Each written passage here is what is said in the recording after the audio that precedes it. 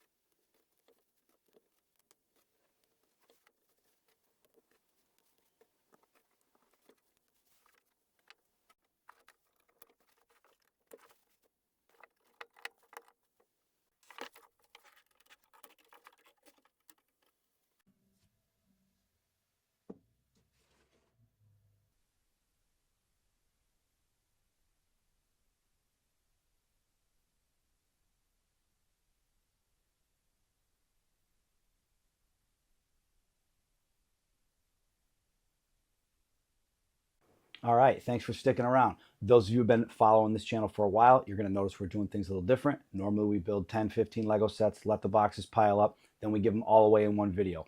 We're going to try to start incorporating the giveaway right with the video. So we're going to post the speed build video, then the long build video. Then in a few weeks, when we post the video of us taking the Lego set apart, that's when we're going to announce the winner. So to win this Lego set, you want to win the Green Goblin.